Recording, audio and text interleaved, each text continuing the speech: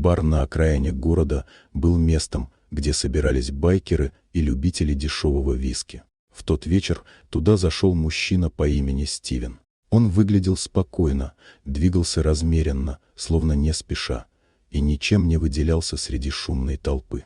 Но в его взгляде таилась стальная холодность, которая ускользнула от внимания тех, кто решил превратить вечер в драку.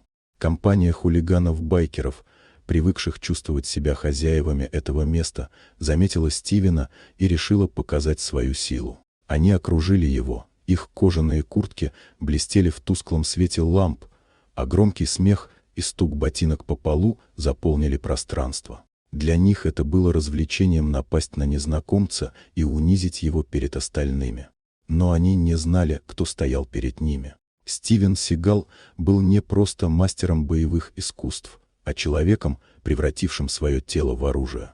В тот миг, когда первый удар был направлен в его сторону, атмосфера в баре переменилась. Казалось, время замедлилось. Одним точным движением Стивен переломил атаку и бросил противника на пол. Следующий байкер получил стремительный удар, и его тяжелое тело рухнуло на стол, разметав пустые бутылки.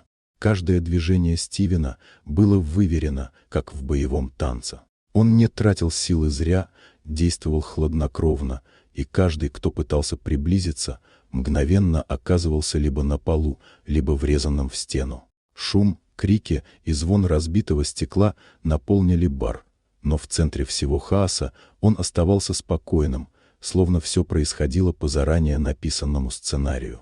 Когда последний из байкеров упал, тяжело дыша и не в силах подняться, бар погрузился в тишину. Посетители, только что наблюдавшие за привычными драками, теперь смотрели на Стивена с немым страхом и уважением. Он даже не поправил одежду, лишь окинул взглядом помещение и медленно направился к выходу.